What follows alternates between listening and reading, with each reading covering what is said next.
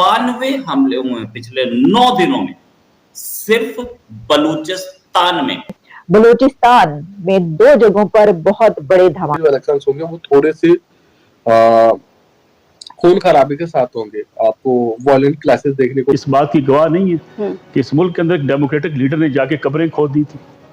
Parliament house के सामने कब्रें खोदी गई, पूरी दुनिया ने पाकिस्तान का मजाक उड़ाया। पाकिस्तानी आर्मी पहले ही बता चुकी थी कि कोई भी आदमी ऐसा हम नहीं वो होने देंगे, इलेक्ट होने देंगे, जो कि बलूचिस्तान की आवाज पार्लियामेंट तक उठा के लाए। और अगर लोग जिंदा हैं तो फिर आप इलेक्शन से किस तरह चाहते हैं कि इलेक्शन आपकी किस्मत बदल देगा? यानी इंडियन पार्लियामेंट्री कमेटी ने पाकिस्तान के इलेक्शंस पर एक रिपोर्ट बनाई है।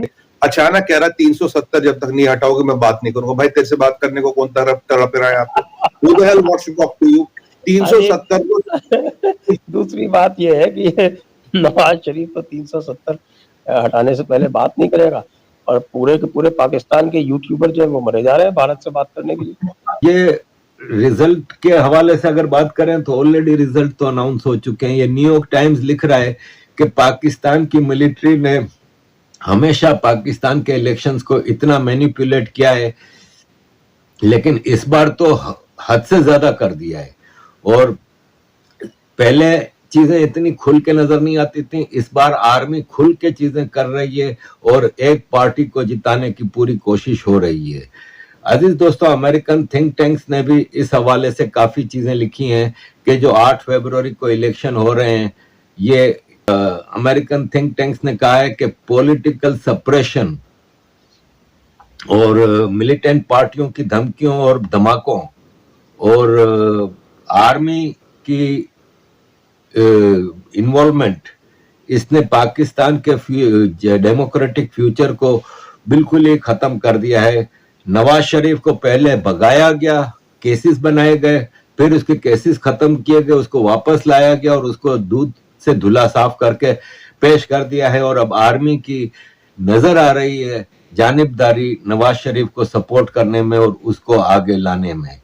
अमेरिका और पूरी दुनिया पाकिस्तान के इलेक्शंस को एक ढकोसला मानती है। Armed conflict location and event data project, ये अमेरिका का एक थिंक टैंक है, उसने कहा है कि पाकिस्तान में पॉलिटिकल सप्रेशन और मिलिटेंसी ने और खास तौर पे पाकिस्तान की इकोनॉमिक तबाही, बॉर्डर्स पे जो पाकिस्तान की जो प्रॉब्लम्स चल रही हैं इंडिया, अफगानिस्तान और ईरान के साथ, और मिलिटेंसी का इतना ज्यादा बढ़ना पाकिस्तान को तबाही की तरफ लेके जा रहा है। ह्यूमन राइट्स वॉच ने भी ये कहा है कि मीडिया के ऊपर इस वक्त हुकूमत ने इतना दबाव रखा हुआ है कि मीडिया वाले सच्ची खबर देने से डरते हैं, क्योंकि उनको धमकियां दी गई हैं कि आप कोई चीज बगैर हमारी इजाजत के छापेंगे नहीं। इंडिया के अखबार टाइम्स ऑफ इंडिया ने भी लिखा है कि 8 फरवरी का इलेक्शन तो हो रहा है, लेकिन नवाज शरीफ की जीत नजर आ रही है और वो सबसे बड़ी पार्टी बन के निकलेगा।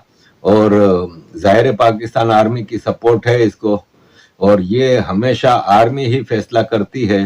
तो अजीज दोस्तों, ये आपको मैं बताऊं कि 6 फरवरी इलेक्शन से 2 दिन पहले के पाकिस्तान के सारे न्यूज़पेपर की हेडलाइन थी, Nawaz Sharif elected next prime minister. Already election से 2 दिन पहले सारे अखबारात ने हेडलाइन, नवाज शरीफ पाकिस्तान के वजीर आजम मुंतखब।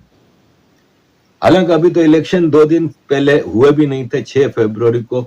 और ये एक अखबार नहीं, सारे अखबार, मतलब आप इस वक्त ये समझ लें कि अगर आप पाकिस्तान में नवाज शरीफ को ऑलरेडी डिक्लेयर कर चुके हैं प्राइम मिनिस्टर, आप ऑलरेडी डिसाइड कर चुके हैं कि सिंध पीपल्स पार्टी के हवाले करेंगे, केपीके में नवाज शरीफ और मौलाना फजलुर रहमान और मिल के हुकूमत बनाएंगे, तो फिर सवाल यहाँ पे ये पैदा होता है कि आपको ये इलेक्शन कराने की जरूरत क्यों पेश आई?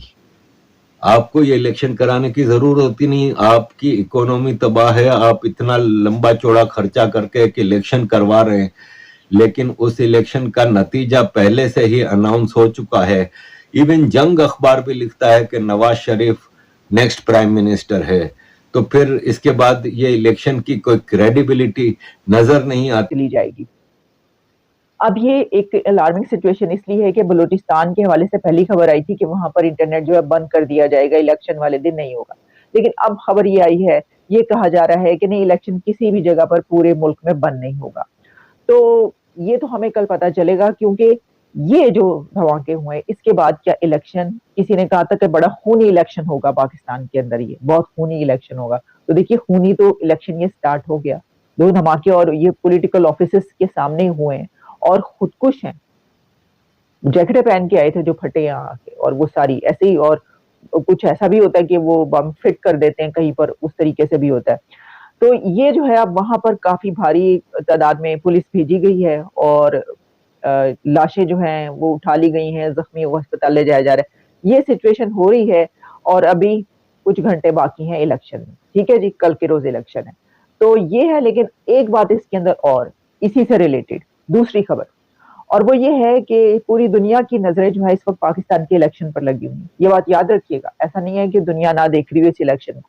इसके ऊपर मैं देख रही थी कि बहुत बड़ी बड़ी रिपोर्ट्स जो हैं वो पब्लिश हो रही है, और उन रिपोर्ट्स में जो है ये कहा जा रहा है कि ये एक इलेक्शन इतना ज्यादा कंट्रोवर्शियल इलेक्शन बन चुका है, खासतौर पर पीटीआई की जो सारी लीडरशिप जेल के अंदर है उसकी वजह से भी, और जो बहुत सारे ऐसे स्टेक होल्डर्स जो इसमें हैं वो कहीं ना कहीं पर जो है वो कहा जा रहा है कि शामिल हैं। और इसमें खास तौर पर जाहिर है कि एक ऐसी सिचुएशन में कि जब इसको इलेक्शन के बजाय सिलेक्शन कहा जा रहा है, तो जैसा मैंने आपको अपने पहले प्रोग्राम में बताया कि ये कोई नई बात है।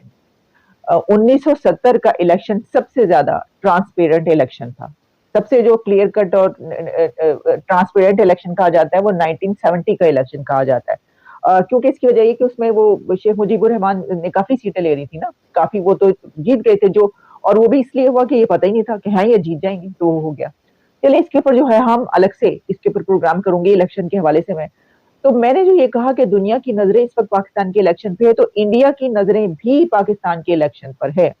ये ना सोचिएगा कि इंडिया नहीं देख रहा कि क्या हो रहा है पाकिस्तान के अंदर। इंडिया जो है वो देख रहा है कि पाकिस्तान के अंदर क्या हो रहा है और इलेक्शन कैसे हो रहे हैं, क्या होने जा रहा है, कौन सी हुकूमत आ रही है, कौन सी हुकूमत आएगी। क्योंकि जो हमसाया कंट्रीज होते हैं उनको ये फिक्र इसलिए होती है कि जो हुकूमत आती है वो कैसी है, वो एक्सट्रीमिस्ट है, वो दोस्ती करने वाली है, वो जरा माइल्ड रहने वाली है, उसके कैसे ताल्लुकात हमसे कायम करना चाहेंगे नहीं चाहेंगे, या फिर ये कि दहशतगर्दी के हवाले से जो इंडिया को एक खास बहुत ज्यादा उसकी फिक्र रहती है। तो उसके ऊपर हुआ ये है कि इंडिया में जो भारतीय वजीर आजम नरेंद्र मोदी साहब हैं, उन्होंने जो एक धांसू किस्म की तकरीर कर डाली है राज्यसभा में, उसमें उन्होंने जो अपने इंटरनल मैटर्स हैं उसके ऊपर तो बात की ही है, जो कुछ भी उन्होंने कर डाला है सबके साथ, जो उनकी मुखालिफ पॉलिटिकल पार्टीज हैं और वगैरह वगैरह, बड़ी उसके ऊपर बातें जो हैं वो लंबी चौड़ी उन्होंने गुफ्तगू की है। लेकिन उसमें ये बात सामने आ रही है कि जो पार्लिमानी कमेटी है वहां की, पार्लियामेंट्री कमेटी, उसने एक रिपोर्ट जो है वो पेश की है कि पाकिस्तान में जो इलेक्शन हो रहे हैं